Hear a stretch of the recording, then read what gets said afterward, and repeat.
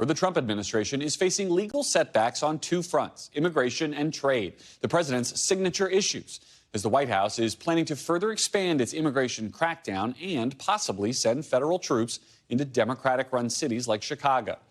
In a dramatic moment yesterday, a federal judge temporarily blocked the deportation of unaccompanied minors back to Guatemala, even as some of those children were sitting on planes on the tarmac in Texas waiting to be deported.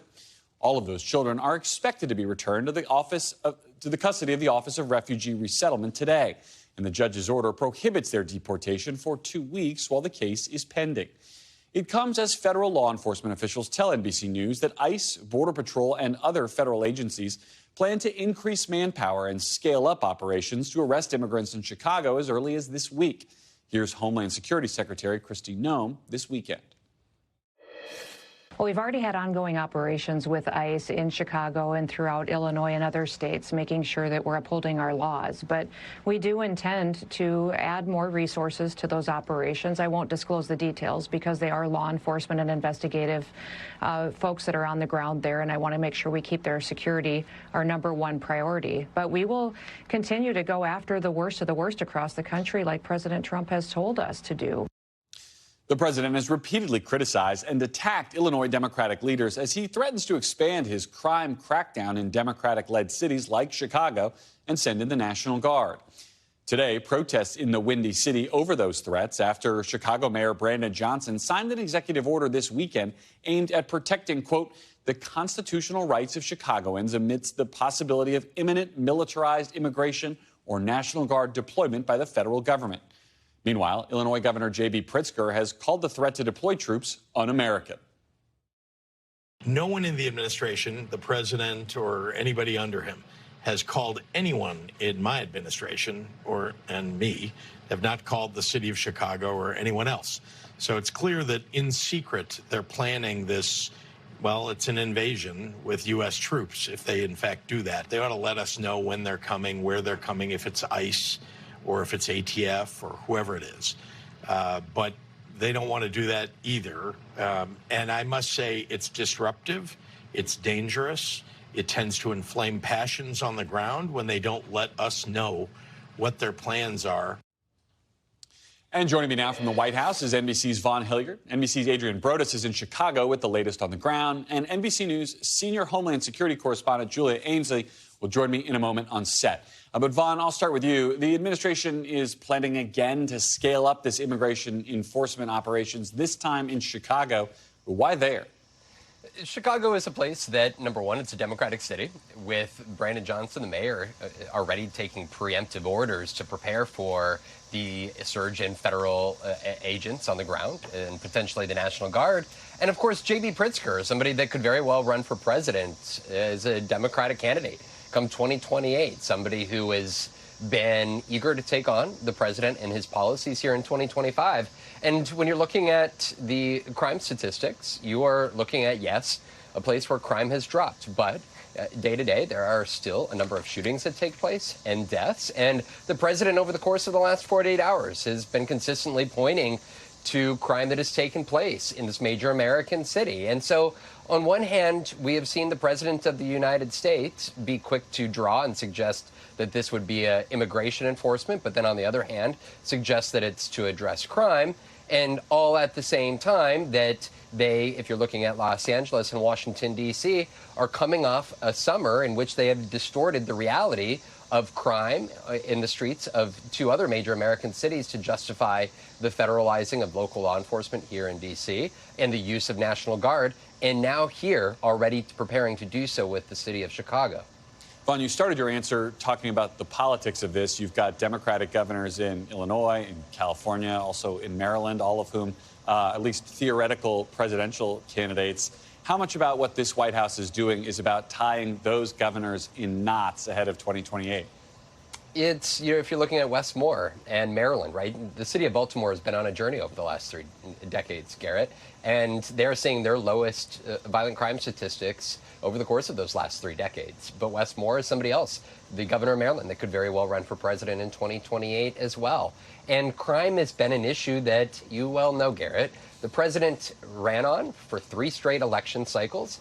In the midterm elections, they believe that it's also going to be a focal point. And frankly, when you are putting Democrats on their heels to defend crime or the way in which law enforcement ultimately operates in their cities or in their states, it's a very tough posture to make with the public that tends to side with more stringent, ramped up, increased attention to addressing crime in their cities. And so this is a tough political play, if you will, if you are the Democrats. But that is where you've seen J.B. Pritzker not run from this issue.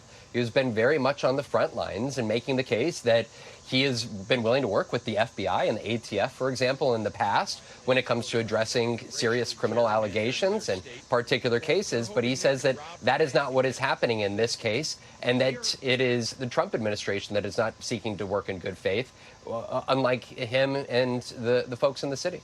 Yeah, I mean, you say not running from it. The White House says they're walking into a trap. Does the White House welcome a court battle over this, where you would have essentially blue city mayors or blue state governors who they could paint as pro-crime? And this is where you're looking at the way in which some Democrats have suggested, including Pritzker, that this is all an effort to cause a bigger issue. You know, Pritzker suggested that this is an attempt to manufacture a crisis in his major city of Chicago. In the thinking being that, you know, if in the case of Los Angeles or D.C., somebody had done more than throw a Subway sandwich, but thrown a stone, taken a shot, a civilian onto law enforcement, that there could be actual potential riots and demonstrations that turn violent in the streets. And that is the concern in the case of Chicago. And it's why I asked Deputy Chief of Staff Stephen Miller on Friday, Garrett, very specifically whether he had engaged with the president on the question of potentially seeking to invoke the Insurrection Act. And despite 3 attempts to ask him that, he sidestepped answering directly, which would allow the military to potentially be used for domestic law enforcement purposes. It was a very thorough effort, Vaughn, that you made with Stephen Miller. Stick around. I'm going to come back to you on another topic in a moment. But first, I want to go to Adrienne. We mentioned this executive order that Mayor Johnson has signed there in Chicago. How else are city leaders preparing for this potential deployment that they really know nothing about in terms of the specifics of how it might go down? Gary, you said it there. This is all new. But in addition to that executive order that Mayor Brandon Johnson signed over the weekend, which, by the way, says that Chicago police will not be allowed to assist the military in any immigration enforcement acts taking place here in the city of Chicago. It also says that CPD officials cannot change their uniforms, for example, not removing a logo, and they should refrain from wearing a mask, because we've seen in other cities where some of the ICE agents go in and they're wearing masks, they cover their face. But Mayor Brandon Johnson says if members of the National Guard come into the city this week, expect to see the city of Chicago taking legal action. It's something they've done before, and quite frankly, they're not afraid to do it again. And he's backed by Illinois Governor J.B. Pritzker. We heard from Governor Pritzker over the weekend saying, yes, they welcome help, just not the military. This is not the type of help they want. Instead, he said he would like to see, quote, civilian law enforcement help. ATF agents helping to take guns off the street and partnering with the FBI partnering with local members of law enforcement to kind of catch some of these people who are behind the violent crimes that the city has seen, Garrett. Adrienne, I know you spent the day out with some of these demonstrators today, but you live in Chicago. What's the feeling on the ground? What are you hearing from residents? I know here in Washington there is a bit of tension about whether you welcome federal help or whether they look at it as a potential takeover. You know, people that I've talked to here are divided. No one wants to appear to be soft on crime. They do want to see the crime rate go down even further. The city says that overall violent crime is down by nearly 20%. When you look at shootings, almost 40%. But they want prevention efforts to be restored. And I'll give you an example. I spoke with an organizer who primarily operates on the south side of Chicago. In May, he says his funding was cut. by nearly $500,000. That was funding his team would use to go out and try to get ahead of some of these violent crimes. They would show up in areas when situations were tense. They may show up in a hospital room to help prevent any retaliation. But he had to cut a third of his staff under the Trump administration. That is the type of help they want, that federal funding to restore the dollars so they can continue on what they call success. But at the end of the day, nobody wants to be labeled as a city that is riddled with crime. Take a listen to what some people told us earlier today who were here taking over this street for a rally fighting against President Trump. Take a listen.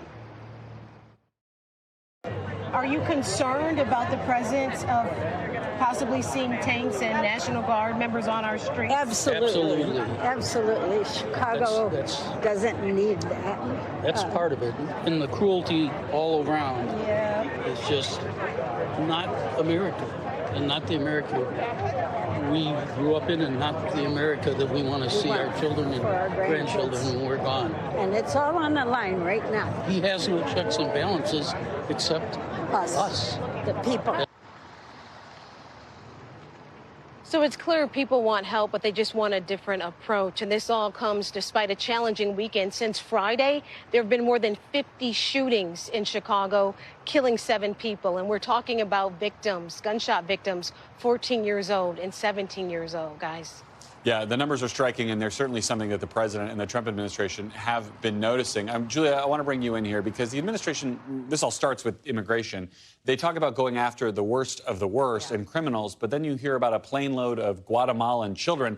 These things seem incongruous. What is going on here? Well, they've had this really tough course that they set themselves up on from the beginning of the campaign. I mean, you remember this, Garrett, where they're talking about doing mass deportations, but also going after the worst of the worst. Well, as it turns out, the numbers don't work. Takes a lot more manpower, takes a lot more expense to go after actual criminals who are not taking their kids to school in broad daylight, delivering your Uber Eats order. There are people who may have even left the country. It takes a lot to get information on these people, and it's easier to go after people who have not committed crimes. It's easier to go after people who are regularly checking in for their ICE check-ins, who are going to court, ending their protection and putting them on the path. And then for these children, these were kids who were still pursuing asylum claims. They were in the custody of Health and Human Services. And under U.S. law, they have the right to stay here, be matched with a sponsor, and then have their asylum claims heard. They cannot be put on a fast track like an adult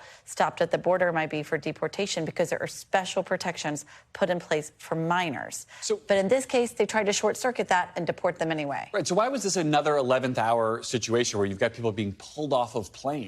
Yeah, it felt just like that playbook. I was taken back to March 15th, where Judge Boasberg said, turn the planes around, and they didn't. And so we heard in this order, in no uncertain terms, she didn't want anything to be vague about her order, to say you need to pull these people back. She was woken up at 2:30 in the morning on Sunday being told that there was a plane, 2 planes leaving Harlingen, Texas for Guatemala.